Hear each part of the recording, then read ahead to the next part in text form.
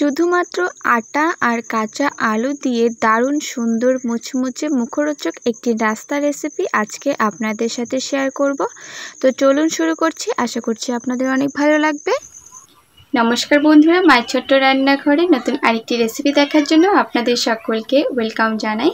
তো প্লিজ ভিডিওটিতে একটি লাইক করে ভিডিওটা শেষ পর্যন্ত দেখার জন্য আপনাদের কাছে অনুরোধ রইল।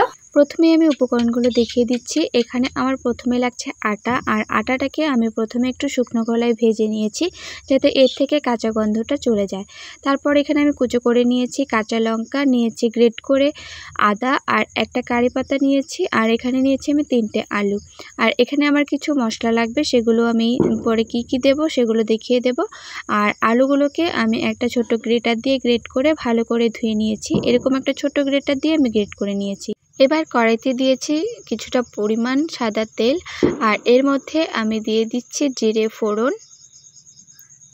আর দিয়ে দিচ্ছি কুচো করে রাখা কাঁচা লঙ্কা। এবার দিয়ে দিচ্ছি গ্রেট করে রাখা আদা।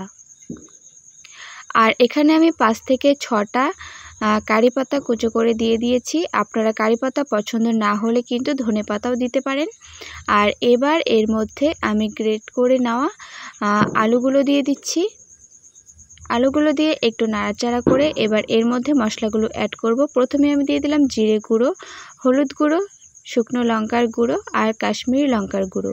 এবার একটু জল দিয়ে মশলাগুলোকে বেশ ভালো করে মিশিয়ে নেব। এবার এর মধ্যে দিয়ে দিচ্ছি পরিমাণ মতো লবণ, আর লবণটাকে একটু বুঝে দিতে হবে। আর দিচ্ছি স্বাদ মতো চিনি।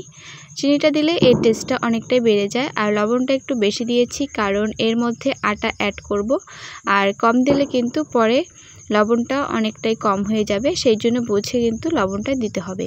এবার ভালো করে মশলাগুলোকে কষিয়ে নিয়েছি। এবার এর মধ্যে দিয়ে দিলাম 1 বাটি পরিমাণ আটা, আর যতটা পরিমাণ আটা নেবেন ঠিক ততটা পরিমাণই কিন্তু জল দিতে হবে। তো দেখুন কত সুন্দর একটা ডো তৈরি হয়ে গেছে। যখন ডোটা হয়ে যাবে এরকম কিন্তু একসাথে জড়ো হয়ে যাবে। তো নামিয়ে একটু হালকা ঠান্ডা করে নিয়েছি যাতে হাত দিয়ে ধরা যায়। এবার মেখে একটা সফট ডো তৈরি করে নেব। কিছুক্ষণ মেখে নেওয়ার পর দেখুন কত সুন্দর একটা সফট ডো তৈরি হয়ে গেছে। এবার একটা চাকি নিয়েছি। এবার আমি এই নাস্তাগুলোকে বানিয়ে নেব। প্রথমে চাকিটার মধ্যে আমি একটু তেল মেখে নিলাম, আর অবশ্যই তেল মেখে করবেন। আটা বা ময়দার গুঁড়ো কিন্তু এর মধ্যে দেবেন না। তো বেশ সুন্দর করে এবার আমি বেলে নিয়েছি, আর অবশ্যই কিন্তু একটু মোটা করে বেলতে হবে। মোটা করে বেললে কিন্তু এই নাস্তাটা বেশ ভালো হয়, আর বেশি কিন্তু পাতলা করে বেললে এই ভাজার সময় কিন্তু এগুলো খুলে খুলে যায়, আর বেশি কিন্তু ভালো হয় না। তো অবশ্যই চেষ্টা করবেন একটু মোটা করে বেলার। তো এবার আমি 4 কোনা করে কেটে নিয়েছি, আর এই সাইডের বাকি অংশগুলো কিন্তু ফেলে দেওয়ার দরকার নেই। এগুলো দিয়েও কিন্তু আমি আবারও বানিয়ে নেব।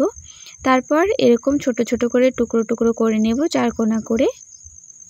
আপনারা চাইলে আপনাদের পছন্দ অনুযায়ী অন্যরকমভাবেও কিন্তু তৈরি করতে পারেন। তো এবার আমি এই ছোট ছোট পিসগুলো থেকে মাঝ বরাবর এভাবে কোনাকুনি করে কেটে নিয়েছি। আমি এই নাস্তাগুলো এভাবেই তৈরি করব। তো একই রকমভাবে আমি সবগুলো কেটে নিয়েছি। এবার তুলে নিচ্ছি, আর এই রকম সবগুলোই কিন্তু একই রকম হয়েছে। বাকিগুলোও ঠিক আমি এরকম করে বানিয়ে নিয়েছি। দেখুন কত সুন্দর লাগছে। এবার আমি ভেজে নেব। এবার দিয়ে দিচ্ছি পরিমাণ মতো সয়াবিন অয়েল, আর তেলটাকে বেশ ভালো করে গরম করে নিয়ে কিন্তু এই নাস্তাগুলোকে ভাজতে হবে।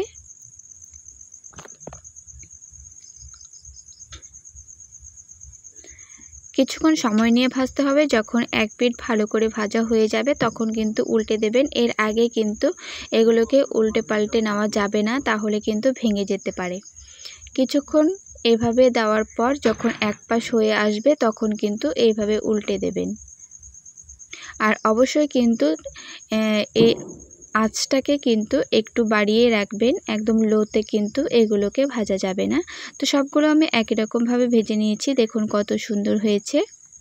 খেতেও কিন্তু অসাধারণ লাগে। আপনারা একবার হলেও ট্রাই করে দেখবেন, আশা করছি আপনাদের অনেক ভালো লাগবে। তো বন্ধুরা, আজকের এই রেসিপিটা আপনাদের কেমন লেগেছে অবশ্যই কমেন্ট করে জানাবেন। আর ভিডিওটা যদি ভালো লেগে থাকে একটি লাইক করবেন। আর আমার চ্যানেলে নতুন বন্ধু এসে থাকলে অবশ্যই আমার চ্যানেলটাকে সাবস্ক্রাইব করে পাশে থাকবেন। আর ফেসবুক থেকে যারা দেখছেন অবশ্যই আমার পেজটিকে ফলো করে দিয়ে আমার পাশে থাকবেন।